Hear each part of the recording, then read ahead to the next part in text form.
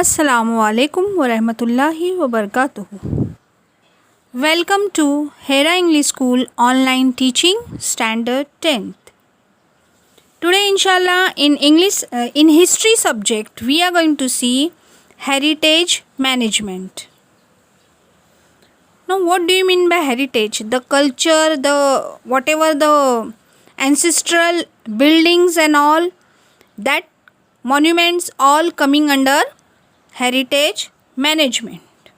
Now heritage is the historical buildings and all, and to manage them, to preserve them, and in the form of books also to preserve all those material which will be helpful for the next generation. Now the sources of history that are available today are the results of the hard work of the several historians. How could we know today all those books, all those historical events which took place? Because of the historians have preserved them in the form of books, in the form of monuments, in the form of all those sculptures, scripts that have been preserved. Institutes like libraries, museums, archives conserve and preserve this precious historical heritage and make it available to the researchers and the common people. Okay, now we are going to see today how this management is possible. Now 9.1, that is sources of history, their conservation and their preservation. Sources of history are of three types.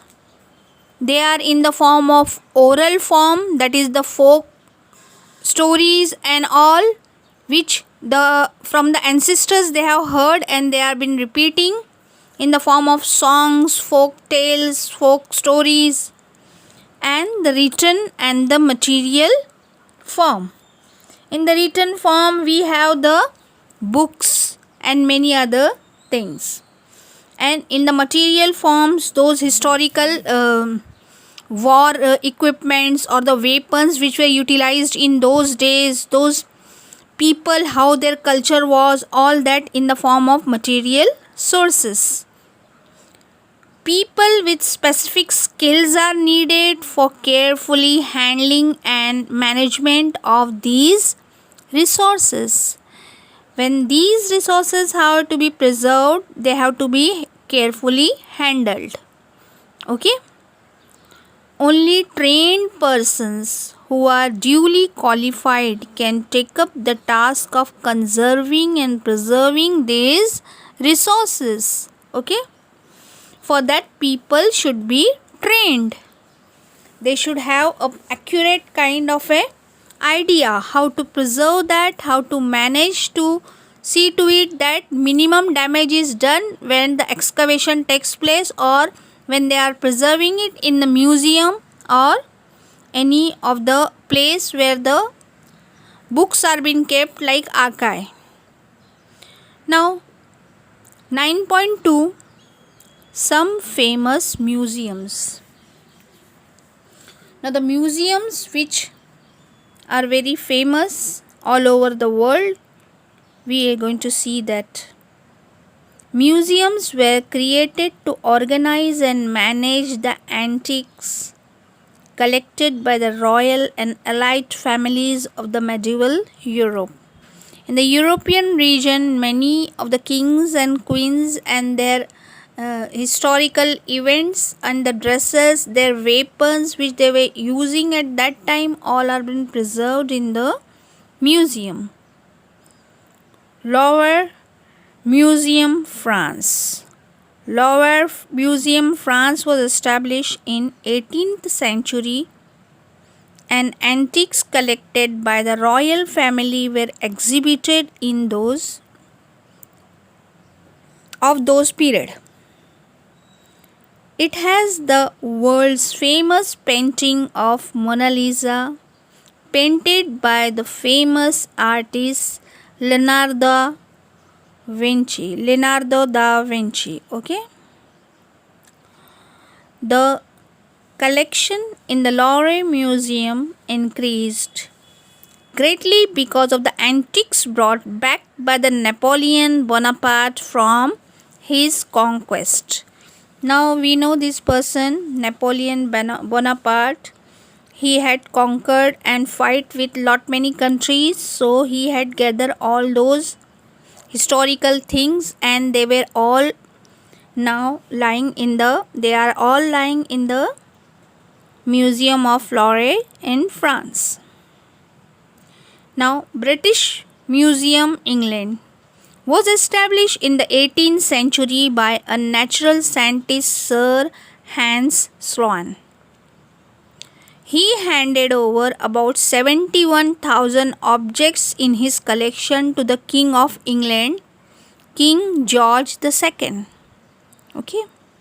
It includes several books, pictures, specimens of preserved plants, herbariums, that is called as the old days plants which were being preserved. We also see in our library, we are in the laboratory of science, we see many of the plants and animals are preserved in the formalin. That solution is formalin in which it has been preserved. Why? So that we can observe at that specimen and can understand the different aspects of that animal or plant. Same way, the plants of that old age are also being kept in the museum to see, to observe by other historians of the next generation.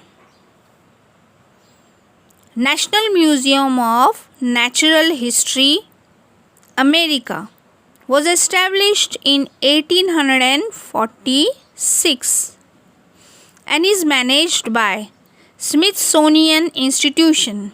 It has more than 12 crore specimens. See here, now we are talking about National Museum of Natural History, which is located in America. Now it was established in the year 1846 and it is managed by Smithsonian Institution. It has more than 12 crore specimens. Okay. Now museums in India. Let us see the museums which are there in India. The first museum in India, as we have known already from other lessons also, that is Indian Museum, established in Calcutta in 1814. The second museum, Government Museum, was established in 1851 in Chennai. Today we call it as Chennai, the capital of Tamil Nadu, that was called last time as Madras. The National Museum was established in Delhi in the year 1949. Usually, big museums have their own libraries and archives. Some museums which are affiliated to the universities offer degree and diploma in the museology. There is a particular study how to preserve the things in the museum, that is called as museology. Okay.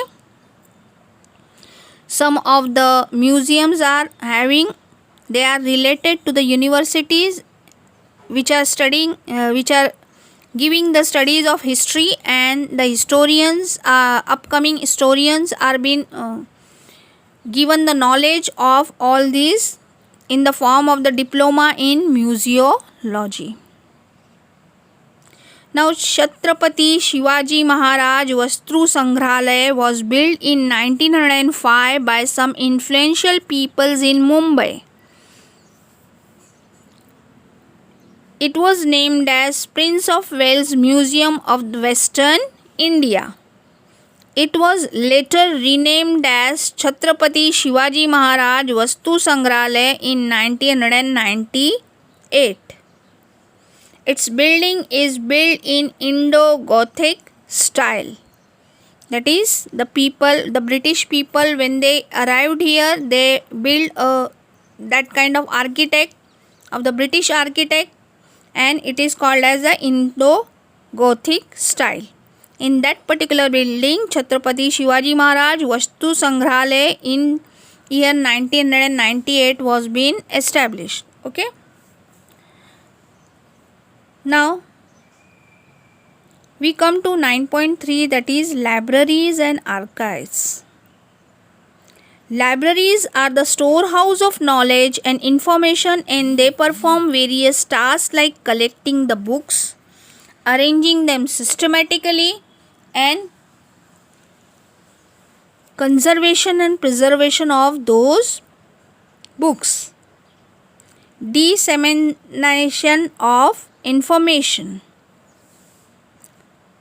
That means separating the books on particular topic and keeping them branch wise or different topic wise. Then the library science is closely related to the management science, information technology, and the field of education. The library in Alexandria, Egypt, that was in the 4th century. The library of Takshashila University, that was in the 5th century, and the Royal Library of the Assyrian Emperor at Mesopotamia in the 7th century are supposed to be the earliest libraries in the world. We have seen some of the tabloids of Mesopotamia last time in our another lesson. Now the Saraswati Mahal Granthalaya was built in 16th century and 17th century in Tanjavur, that is Tamil Nadu, during the rule of Nayak dynasty. Venkoji Raja Bhosle and his successors expanded the library. Sarfaroji Raje Bhosle contributed the most in this expansion. Hence, in his honor, the library was named as the Tanjavur Maharaj Sarfoji Saraswati Mahal Library in the year 1918. Okay. So, inshallah, we'll complete next time the later part. Jazakallah.